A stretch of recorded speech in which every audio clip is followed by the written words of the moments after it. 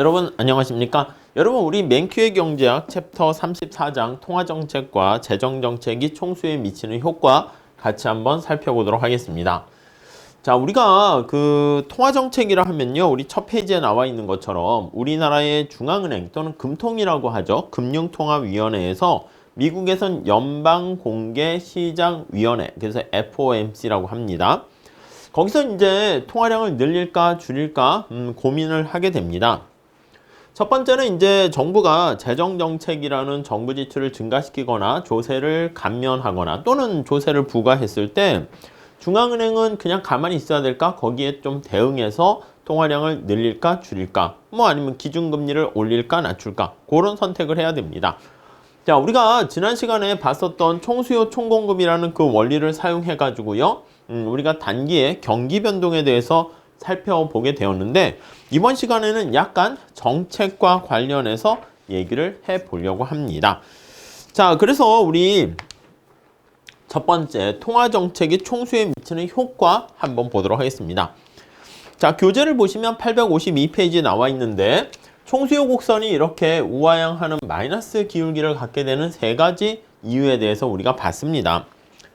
자, 물가가 하락했을 때요, 거기 보시면 가계가 보유한 자산의 실질적 가치가 증가해서 구매력이 증가하게 되고 그 결과 소비가 증가하게 됨으로써 총수요를 증가시킨다. 그게 바로 자산 효과라고 얘기하죠. 자, 이자율 효과는 뭐야? 물가가 하락하게 되니까 사람들이 가지고 있는 화폐에 구매력이 증가하잖아. 그러니까 남는 돈 가지고 그걸 갖고 화폐 공급을 하게 되는 것이고요. 누구한테 빌려주려고 하니까 화폐 공급이 많아지면서 이자율은 떨어진다. 이자율이 하락하게 되니까 투자가 증가하게 되는 거 알 수가 있습니다. 얘는 C에 영향을 주고 얘는 I에 영향을 주고 또 환율 효과가 있었습니다. 자, 물가 수준이 하락하게 되면 또 이자율이 낮아지게 되면 투자자들은 더 높은 수익을 찾아서 해외로 돈이 빠져나가게 됩니다. 자, 이렇게 자금이 유출하게 되면 외환시장에서 자국 화폐의 실질 가치는 하락하게 되는 것이고 돈이 빠져나간다는 거는 이래저래 봤을 때 그 나라가 별로 좋지 않다는 겁니다. 수익률이 떨어지니까 뭐 별로 아니면 망할 것 같아서 나가는 것도 있잖아. 같은 맥락입니다. 그렇기 때문에 그 나라 상품의 화폐의 실질 가치는 하락하게 되고요. 그 결과 그 나라의 상품의 가격이 싸지는 거죠. 저렴해집니다. 자, 그래서 맨 마지막 대줄에 나와 있는 것처럼 순수출이 증가하게 되는 것이죠. 자, 그래서 물가가 하락하게 되면 소비가 증가하거나 투자가 증가하거나 순수출이 증가하게 돼서 이게 수요 측면에서의 총수요를 증가시키는 거잖아요. 그래서 AD를 증가시켜서 우하향한다 이렇게 보시면 되겠습니다. 자, 근데 우리 교재를 보시면 853페이지에 봤을 때 미국 같은 경우에는요, 세 번째 줄 볼까요? 화폐 잔고의 변화로 인한 자산 효과는 뭐 그렇게 크지 않은 것 같다. 그래서 요거는 비중이 좀 작아요. 자, 그리고 환율 효과 보면은 미국의 경우에는 수출과 수입이 GDP에 비해서 작아. 왜냐면 미국이 땅덩이도 크고 내수 수요가 굉장히 크잖아요. 우리나라는 그것보다는 수출 수입의 비중이 굉장히 크죠. 그러니까 환율 효과도 그닥 큰 것 같진 않고, 그래서 이제 총수요 곡선이 우하향하는 여러 가지 요인들 중에서 요 이자율 효과가 가장 큰 것 같다. 그렇게 얘기를 하고 있습니다. 자, 그러면 우리가 이자율 효과가 크다고? 오케이. 그러면 단기의 이 이자율이 어떻게 결정되니? 이자율에 영향을 많이 받는다고 그랬잖아. 자, 그래서 이자율이 결정되는 과정을 살펴보기 위해서 다음 절에 보시면 유동성 선호 이론 이걸 볼 겁니다. 자, 첫 번째 줄에 존 메이나드 케인즈가 1936년에 일반 이론이라는 책을 쓰게 됩니다. 고용, 이자, 화폐에 관한 일반 이론, 이 책을 쓰게 되는데 그 책에서 화폐 수요와 공급에 의해서 이자율이 결정된다. 이렇게 얘기를 한 거예요. 자, 그래서 여기 화폐 공급이 있어. 그러니까 이자율이 우리 지난 시간에 고전학파 같은 경우에는 대부자금이라 해가지고 자금의 저축과 투자, 이건 좀 장기적인 측면에서 어떤 실질 이자율에 가까운 것인데 케인즈는 그게 아니라 화폐 부분이 실물 부분에 영향을 미칠 수 있다 본 거야. 고전학파는 화폐 중립성이라고 얘기해가지고 화폐 부분이 실물 부분에 영향을 미치지 않는다. 이렇게 얘기하잖아요. 근데 케인즈는 뭔 소리 영향을 미쳐? 이렇게 얘기하고 여기 화폐의 수요와 공급을 이렇게 연결시켜 주는 게 그게 바로 이자율이다. 이렇게 보시면 되겠습니다. 오케이? 그 정도 봐주시죠. 자, 교재를 가보시면 이자율은 화폐와 세 번째 줄에 있습니다. 화폐의 수요와 공급이 일치하도록 변동하게 된다는 거 알 수가 있고요. 원래 이제 명목이자율과 실질이자율을 우리가 구별을 해야 돼요. 보통은 책에서는 어떻게 쓰냐면 이렇게 I라고 쓰면 이게 노미널을 나타내는 명목 변수, 명목 이자율 이렇게 얘기를 하게 되고요. 그리고 여기 나와 있는 R 이렇게 하면은 요거는 실질 이자율 이렇게 됩니다. 자, 실질 이자율이라는 건 말 그대로 실물 시장에서 결정되는 건 진짜 이자율이고 우리가 관심 갖는 것이고 명목 이자율이라는 건 화폐로 나타낸 이자율입니다. 거기 보시면 보통 우리가 접하는 이자율이 명목 이자율입니다. 그리고 실질 이자율은 인플레이션을 제한. 그래서 우리가 어떻게 쓸 수 있냐면 명목 이자율과 실질 이자율과의 관계는 두 번째 줄 보시면 실질 이자율이 인플레이션의 영향을 감안해서 조정된 이자율이다. 이렇게 나와 있잖아요. 그래서 우리가 인플레이션이 어떻게 될 것인가 예상을 하고 나중에 예상이 정확하게 일치하게 되면 요거 두 개가 같아지는 요걸 피셔 방정식, 피셔 가설 이렇게 얘기를 합니다. 오케이? 그래서 원래는 이렇게 명목과 실질 변수가 이러한 관계를 갖게 되는데 우리는 지금 상황에서요. 거기 맨 밑에 나타내는 것처럼 어떤 걸 사용해야 될 것인가 그럴 수 있는데 자 밑에서 다섯 번째 줄에 예상 인플레이션율이 얘가 일정하게 고정돼 있고 얘가 빵이다. 그냥 차라리 그렇게 얘기할 겁니다. 이해 가시겠어요? 그래서 얘가 0이다. 이렇게 얘기할게요. 아니면 일정하다. 이렇게 얘기할게요. 그럼 이 얘기는 뭐냐면 이게 고정돼 있으면 명목 이자율이 변하면 그만큼 그대로 실질 이자율이 변하게 되는 거야. 그러니까 실질 이자율이 만약에 5%다. 그럼 명목 이자율도 그만큼 5% 이렇게 되니까 명목과 실질을 구분할 필요가 없겠죠. 그러니까 현실에선 구분해야 되는데 케인즈 세상에서는 당시의 대공황의 상황에서는 인플레이션에 대한 예상이 안정적이고 또 경제가 침체되어 있기 때문에 그런 경우에는 제로다. 이렇게 보면 두 개는 같으니까 큰 상관을 하지 않으셔도 되겠습니다. 자, 유동성 선호 이론이 바로 이게 사람들이 왜 유동성이라는 말이 뭐였습니까? 이 화폐랑 같은 말로 보시면 되겠습니다. 유동성이 제일 높은 자산이 화폐이기 때문에 유동성을 선호한다. 이게 뭐야? 화폐를 선호가 프리퍼런스 아니겠습니까? 수요한다. 이렇게 생각을 하시면 되겠어요. 자, 화폐 공급, 화폐 수요, 그리고 화폐 시장 균형 볼 텐데 자, 우선 화폐 공급은 중앙은행에서 결정하는 게 있어요. 중앙은행 화폐를 얼마나 공급을 할 것인가 뭐 본원 통화가 되는데 자, 거기 첫 번째 볼까요? 자, 우선 첫 번째 공개 시장에서 국공채를 매각을 하게 됩니다. 여러분 첫 번째 중앙은행에서 공개시장 조작정책 이렇게 얘기합니다. 공개 오픈마켓이죠. 공개시장에서 국채를 사고 팔아서 통화량을 조정하게 됩니다. 그래서 언제 통화량이 증가하는가 보시면 본드를 매입하는 거야. 본드를 매입하게 되면 그 돈이 이제 매입한 대금이 은행으로 가게 되고 은행이 이제 몇 배 이상의 또 새로운 돈을 또 창출해 낼 수 있겠죠.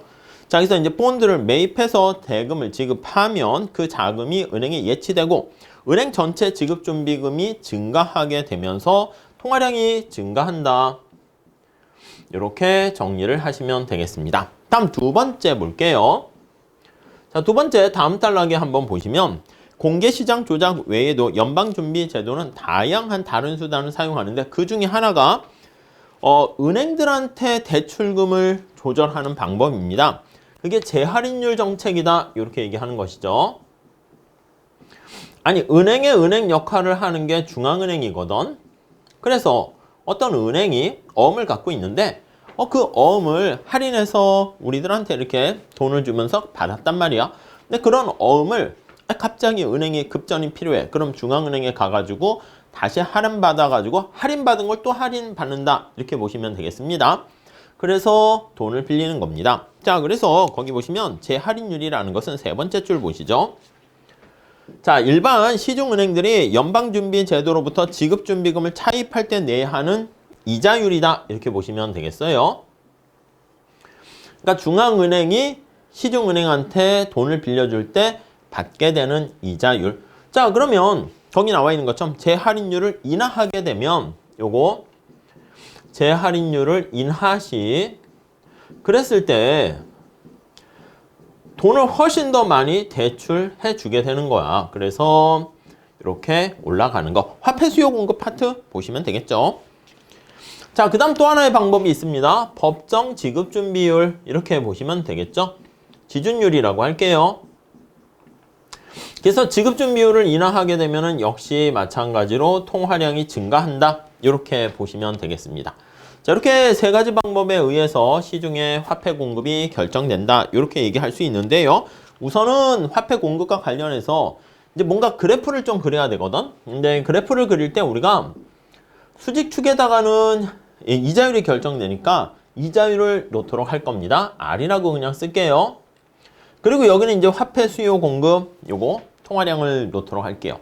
자, 근데 화폐 공급은 지금 말씀드린 것처럼 아예 이자율에 의해서 영향을 받지 않는다라고 전제를 하고 얘기를 하겠습니다. 그러니까 화폐 공급은 이렇게 수직 이렇게 생각하시면 되겠어요. 오케이? 이해 가시겠죠? 자, 그 다음 화폐 수요. 자, 우리 유동성이라는 말 다시 거기 나와 있는데 유동성 여기 나와 있는 거. 자, 밑에서 두 번째 줄 볼까요? 리퀴디티라는 것은 그 자산을 교환의 매개로 얼마나 쉽게 바꿀 수 있는가. 근데 교환의 매개가 화폐잖아. 그러니까 유동성이 제일 높은 자산이 화폐이기 때문에 유동성이 이꼴 화폐다. 이렇게 생각하시면 되겠습니다. 자, 그래서 유동성이 얼마나 높은가? 그건 화폐를 기준으로 보시면 되겠습니다. 자, 그래서 855페이지 첫 번째 줄 나와 있죠. 화폐 유동성이라는 것은 화폐를 얘기하니까 화폐 유동성 선호설이라는 게 화폐를 얼마나 수요할 것인가 이걸 나타내는 것이고 화폐를 보유하는 이유는 뭐가 있어요? 첫 번째는 물건을 사기 위해서 보유를 하는 것이지. 그래서 화폐 수요 첫 번째는 자 거기 보시면 거래를 위해서 두 번째 줄이 있죠. 거래적 동기 이렇게 보시면 되겠습니다. 다시 정리하면 근데 거래적 동기는 이제 소득에 비례한다 이렇게 얘기할 수 있겠죠. 자, 그리고 또 하나 보시면 예비적 동기가 있었습니다. 비상사태를 대비해서 하는데 이거는 좀 규모가 뭐 그렇게 크진 않겠죠. 이것도 소득에 비례합니다. 그래서 Y의 비례 얘도 Y의 비례. 아니, 부자들이 거래를 위해서 또는 예비적 동기 화폐 수요를 많이 보유하는 거죠. 자, 그 다음에 이제 투기적 동기가 있습니다. 거기 보시면 투자적 동기라고도 해. 스페큘레이티브에서 투기적 동기라고도 하고요. 얘는 이자율에 반비례한다. 이렇게 얘기할 거야. 화폐를 보유하게 되면 어떻게 됩니까? 거래를 위해서 편리함은 있어요. 근데 대가를 따르게 되는 거예요. 어떤 대가를 치러야 되는 것이죠? 그치? 화폐를 내가 보유하게 되면 채권을 보유했을 때 이자 수익을 얻을 수 있는데 이자 수익을 포기해야 되는 대가를 치릅니다. 포기라는 기회비용이 발생한다. 이렇게 보시면 되겠습니다. 오케이? 네, 이 정도 봐주면 될 것 같습니다. 자, 그래서 이자율이 올라가면 화폐를 보유했을 때 기회비용이 커지는 것이기 때문에 화폐 수요를 줄이게 되는 것이고 이자율이 낮을 때는 화폐를 보유했을 때 비용이 작아지는 거니까 화폐를 더 많이 보유한다. 이렇게 보시면 되겠습니다. 자, 그래서 우리가 저기 나와 있는 것처럼 화폐에 대한 수요는 이자율에 이렇게 반비례한다. 이렇게 정리를 하시면 되겠습니다. 자, 그래서 균형은요. 요거 두 개 같아지는 점에서 당연히 수요 공급의 원리에 따라서 균형이 된다는 것이고 만약에 이자율이 이렇게 낮아? 우리 다음 페이지에도 그림이 있는데 R2 해서 낮게 되면 화폐 공급보다 화폐 수요가 훨씬 더 지금 어떻게 돼? 큰 상황 아니겠습니까? 그래서 화폐 시장의 초과 수요 상태입니다. 그러면 사람들이 어떻게 돼? 화폐 공급 자체가 변할 수 없기 때문에 이걸 조정하기 위해서 이자율이 올라가. 그러면 올라가면 화폐 공급은 그대로 가만히 있죠. 이렇게. 화폐 수요가 감소하면서 균형 상태가 되면 스톱 하고 멈추게 되는 걸 알 수가 있습니다. 이자율이 높은 경우에도 마찬가지야. 이때는 이자율이 내려가면서 화폐 수요량이 증가하고 얘는 이렇게 그대로 고정돼 있어. 균형 이렇게 돼서 여기가 되면 바로 균형 이자율이 결정된다. 이렇게 정리를 하시면 되겠습니다. 자, 그게 이제 화폐 시장에서의 균형 이렇게 되는 거 알 수가 있겠죠. 네, 이해 가시겠죠? 자, 그래프를 살짝 한번 더 보셔도 될 것 같고요. 자, 정리해 볼게요. 화폐 공급은 중앙은행이 통화량을 직접 통제하고 다른 변수들, 특히 이자율에는 영향 안 받는다 할게요. 그래서 수직 이렇게 정리를 하시면 될 것 같습니다. 자, 그 정도 봐주시고 그 다음 화폐 수요는요. 지금 말씀드린 것처럼 유동성이 가장 높은 자산이 화폐입니다. 그래서 화폐를 기준으로 우리가 유동성 이런 얘기를 하게 되는데 자, 이자율은요. 화폐 보유했을 때 발생하는 기회비용입니다. 그렇기 때문에 이자율이 상승하게 되면 내가 화폐를 보유하게 되면 채권을 보유하거나 은행에 집어넣게 되면 내가 이자 수익을 얻을 수 있는데 그걸 포기하는 거잖아. 그러니까 화폐 수요량은 감소하게 된다. 그래서 이자율에 대해서 마이너스 관계를 가지고 있다. 이렇게 정리를 하시면 되겠죠. 자, 그래서 이제 화폐의 수요와 공급, 뭐 이게 수요 공급 얘기 아니겠습니까? 균형을 시켜주는 그때 통화량과 그리고 그때 이자율을 우리가 살펴보게 돼요. 만약에 이자율이 균형 이자율과 다르게 되면 사람들이 자기가 보유하고 있는 화폐를 늘렸다, 줄였다, 조정을 하면서 이자율이 균형 상태로 가게 되는 거예요. 자, 여기 한번 볼게. 요건데 그래프를 한번 볼게요. 요거 한번 보는 겁니다. 자, 앞에 상황에서 볼게. 이자율이 균형 이자율보다 높다라고 할게요. 그럼 사람들이 살짝 여기다 그려볼까요? 화폐 공급, 화폐 수요 이렇게 되어 있는 상황인데요. 이자율이 균형 이자율보다 높은 상태니까 여기를 얘기하고 있는 거야. 이렇게 되어 있는 상태야. 그럼 사람들이 보유하는 화폐 양이 지금 현재 작은 상태다라는 것을 알 수 있습니다. 화폐 수요는 여기지, 화폐 공급은 여기지. 화폐 시장에 초과 공급이라니까 excess supply라고 쓸게요. 그럼 이자율이 하락하게 되면서 사람들은 화폐 보유를 점차 늘리게 되는 것을 알 수 있습니다. 그래서 여기 균형 이자율에 도달하게 되는 거죠. 이해 가시죠? 자, 이거 반대로 나타낼 수도 있어. 만약에 이자율이 균형 이자율보다 낮아. 그럼 화폐 수요가 더 커. 화폐 시장의 초과 수요 상태이고요. 이자율은 점차 올라가면서 사람들이 화폐 보유를 줄이면서 균형 이자율에 도달하게 된다라는 것을 알 수가 있겠습니다. 오케이? 거기까지 됐죠? 자, 그래서 이게 화폐 시장의 균형 달성하게 되는 거 우리가 확인할 수 있겠고요. 자, 여기서 우리가 이제 어떤 걸 볼 거냐면 총수요 곡선의 기울기 요거에 대해서 조금 더 디테일하게 살펴보도록 하겠습니다. 자, 이자율 효과에 대한 세 가지 분석을 볼 건데 우선 첫 번째 물가가 올라가거나 내려갔을 때 화폐 수요가 변화하게 돼요. 무슨 말씀이야?